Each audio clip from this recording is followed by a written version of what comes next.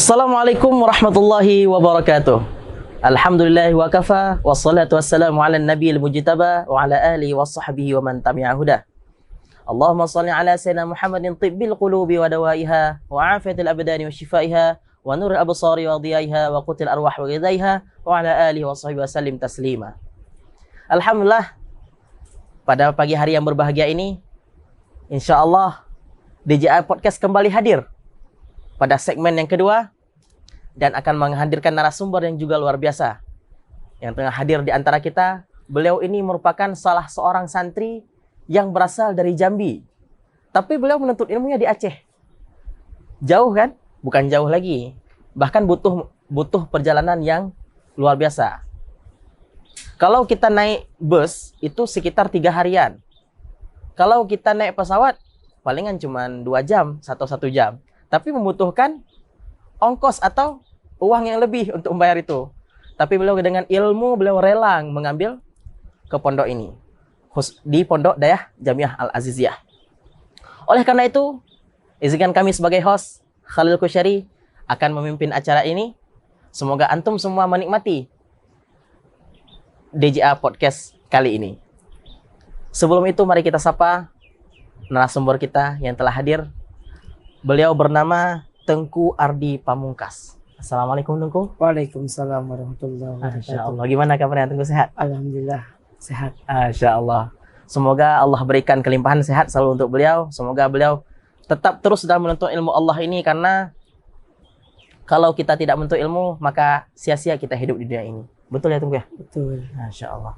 Beliau pernah mondok di Pondok Pesantren Az-Zakariyah Jambi. Ya Tengku? Ya. Itu berapa lama di sana Tengku? Saya menghabiskan waktu untuk menjadi 8 tahun di sana. 8 tahun di sana. Dengan dipimpin oleh siapa? Siapa pimpinan di Pondok Pesantren? Itu Abuya Abdul Qadir Nawawi. Beliau alumni dari mana Tengku? Alumni cuman mengaji di Jambi. Cuman ngaji di Jambi juga. Masya Allah. Beliau sudah 8 tahun menghabiskan dengan hidup dalam pesantren. Sudah 8 tahun menghabiskan dalam ilmu. Ya, jadi untuk itu mari kita dengar bagaimana perjuangan beliau sehingga beliau masih istiqomah dalam untuk ilmu. Bahkan beliau pergi lagi ke Aceh untuk mengambil ilmu. Ini hal yang luar biasa. Ya Tengku ya, insya Allah. Jadi Tengku, mungkin untuk awal nih Tengku, kita pengen dengar cerita antum nih Tengku. Mungkin awal mulanya bagaimana antum memutuskan diri untuk masuk pondok pesantren, atau bagaimana, mungkin ada cerita khusus gitu Tengku. Mungkin bisa diceritakan Tengku gimana? Jadi di saya waktu mengaji di Jambi, ketika 6 tahun menjadi santri, banyak orang yang keluarga dan orang tua saya kurang mendukung untuk saya mengaji. Tapi saya tetap istiqomah dan untuk bertahan di daerah di pesantren karena dukungan teman dan para guru-guru. Di ketika saya 6 tahun tamat daripada pondok pesantren Az-Zakariyah, saya ditanyakan orang tua, Ardi, mau kemana tamat daripada pondok pesantren Az-Zakariyah? Saya ingin mengaji ke Jawa. Dijawab orang tua, untuk apa ngaji lagi? Sudah cukup 6 tahun. Kamu nggak lihat orang sudah S2, S3, punya mobil, punya ini, punya harta rumah begitu besar. Kemudian keluarga pun tidak mendukung saya. Dibilang sama keluarga, untuk apa ngaji katanya? Menghabiskan uang susah orang tuamu, tengok orang tuamu sudah sakit-sakitan. Dari kamu ngaji pertama tamat SD sampai sekarang masih sakit-sakitan. Jadi untuk apa kamu ngaji?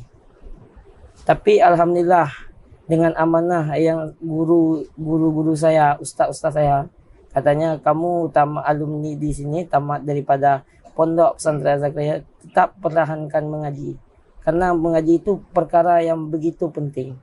Tapi alhamdulillah saya mempertahankan daripada prinsip yang diberikan guru kepada saya.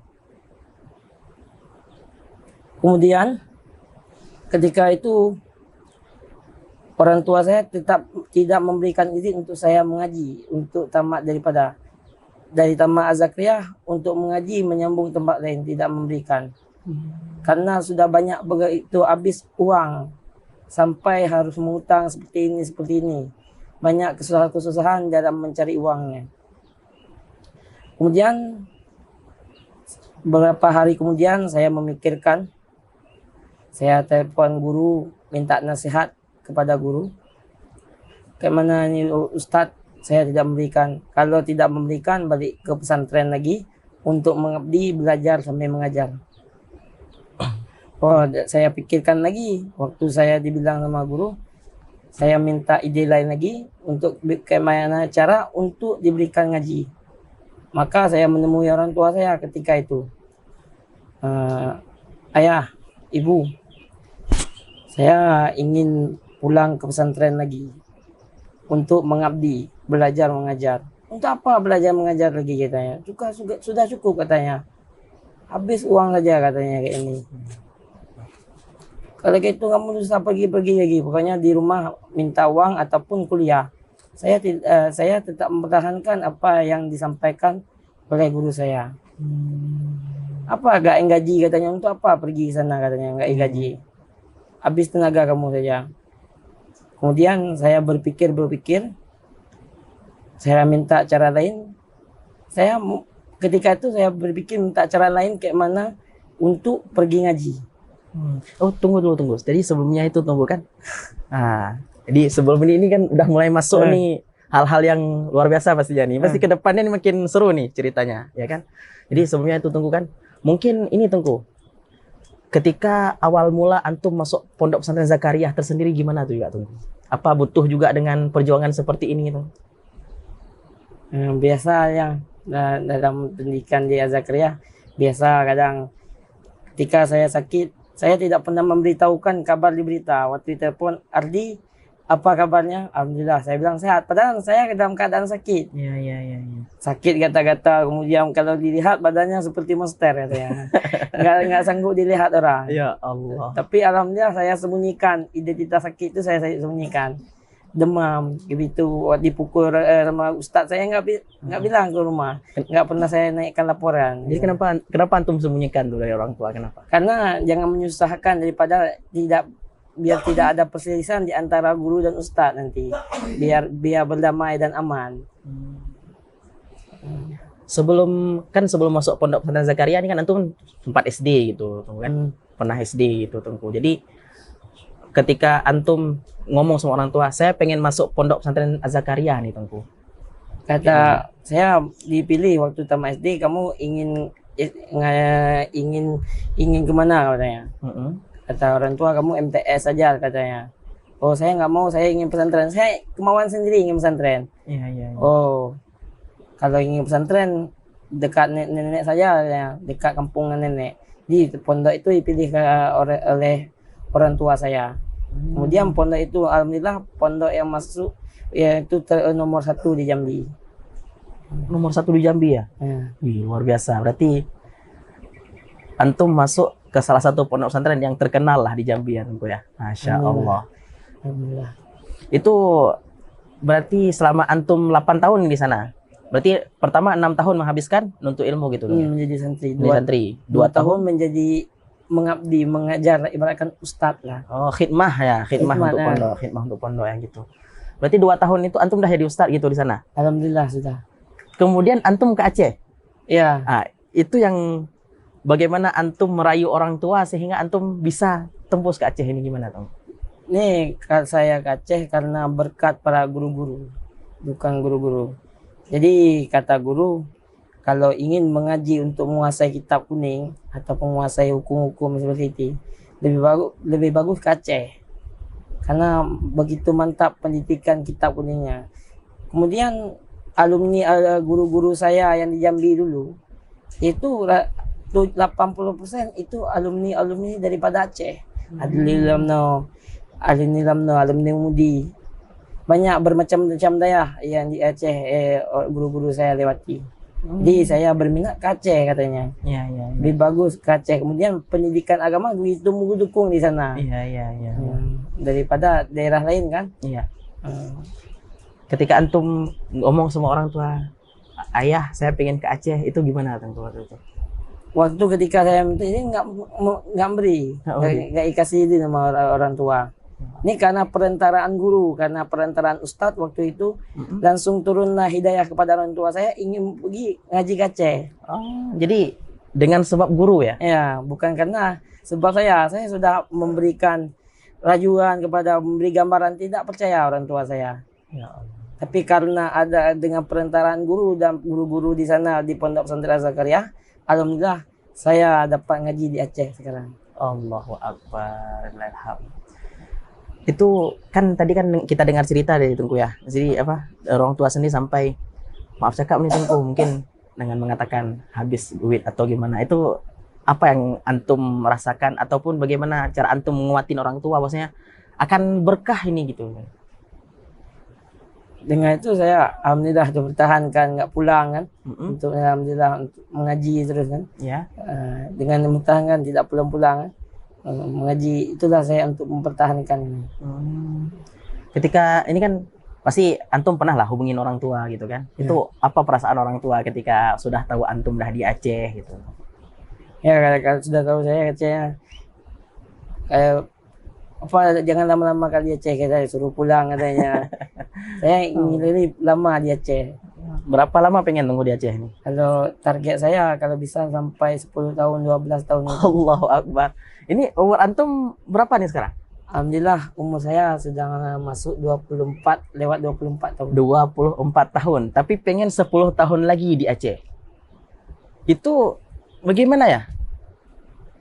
Setingkat mungkin Ana sendiri itu beranggapan suatu hal yang mungkin lama lagi prosesnya, tapi beliau mau gitu istiqomah bersabar. Ini satu hal yang luar biasa yang dapat kita kutip pelajarannya.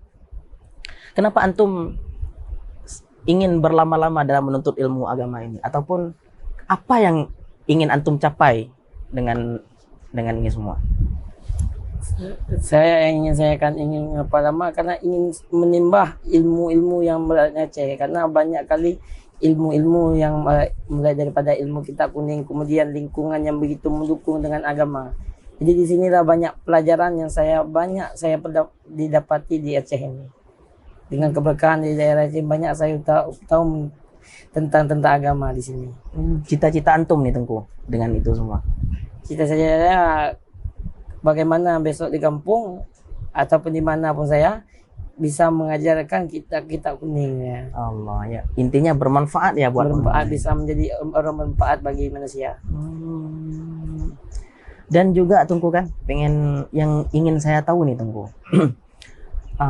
Antum kan sudah 8 tahun pertama di sana. Di sini antum sudah berapa tahun menjalani? Alhamdulillah sudah 4 tahun. Sudah 4 tahun di sini. Berarti sudah lebih kurang 12 tahun. Ya. 12 tahun dalam pondok pesantren terus ini Tengku. Alhamdulillah dengan berkah Allah Taala masih 12 tahun. Allahu Akbar. Itu dalam 12 tahun ini Tengku pernah nggak ada rasa alah selesaikan saja ataupun pengen pulang gitu, pernah? Kadang putus asa karena ekonomi seperti ini. Ekonomi yang begitu payah dan surut berarti. Tapi alhamdulillah kata guru tetap pertahankan walaupun uang tidak ada. Tetap pertahankan duduk dalam pesantren ya, dalam pendidikan agama. Nih maaf cakap nih Tengku. Jadi antum dalam sebulan itu ada di istilahnya dikirim duit gitu? Ada, kadang lewat sebulan, kadang kan tidak tertentu. Berapa paling dikirim Tengku? Lebih kurangnya? Nggak terpatok ya kadang kan. Ada 500 kadang. Berapa yang ada lah. Berapa yang ada Tengku ya? Ya Allah. Jadi ini luar biasa ya penontonnya. Karena gimana ya? Mau gimana pun kita dalam menjalani hidup itu pasti ada, terkadang ada di atas, terkadang kita di bawah. Tapi ketika kita berada di bawah ini, bagaimana cara kita menjalaninya? Kayak tadi kita telah dengar bagaimana beliau istiqomah dalam menuntut ilmu, bagaimana beliau memutuskan dari Jambi ke Aceh. Itu pasti membutuhkan biaya yang banyak Tengku ya? Iya. Berapa Tengku ongkos?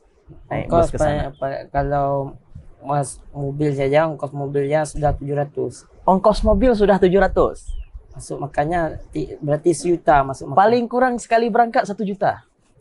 Coba gimana kita nih anak-anak muda khususnya di luar sana, apa yang antum merasakan ketika dalam sekali berangkat saja dengan bus sampai 1 juta habisnya.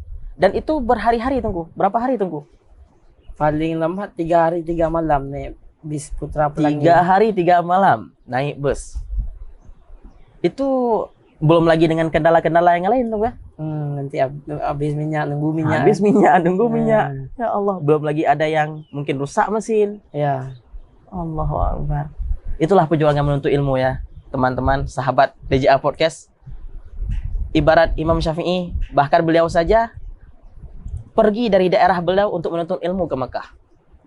Dan beliau ini berarti salah seorang yang mengambil daripada perjuangan juga daripada Imam Syafi'i ya Tengku ya. Alhamdulillah itu. Masya Allah. Semoga beliau ini menjadi penerus para alim ulama, khususnya semoga kita doakan beliau jadi ulama di Jambi nanti. Amin. Bermanfaat bagi orang-orang di Jambi. Karena seperti yang kita tahu cerita beliau tadi, perjuangan itu butuh yang namanya ketabahan. Karena tanpa adanya ketabahan, kita tidak akan mendapatkan itu semua. Akhirul kalam, al-ilmu bila amalin kasyajari bila samarin. Mungkin hanya ini saja yang dapat kita ambil hikmahnya. Sebenarnya pengen sambung lagi gitu kan, karena ceritanya ini pasti sebenarnya masih ada lanjutannya, tapi karena berhubung waktu sudah berkata lain, adapun mungkin ini di ujung, insya Allah nanti kita bertemu lagi Tengku, mungkin di episode-episode selanjutnya dengan cerita-cerita yang lebih menarik lagi insya Allah Tengku ya. Mungkin mari kita doakan semoga Tengku ini beri kita bahan berkah ilmunya jadi ulama nantinya di Jambi sana. Akhirul kalam, syukran Tengku, terima kasih telah hadir di sini, telah menempatkan waktunya. Walaupun dengan segala kesibukan beliau pastinya. Tetap stay tune di YouTube DJA Podcast. Karena insya Allah akan memberikan inspirasi lagi untuk antum semua ke depan. Dan akan mengambil hikmah untuk antum ke depan. Akhirul kalam. Assalamualaikum warahmatullahi wabarakatuh. Waalaikumsalam warahmatullahi wabarakatuh.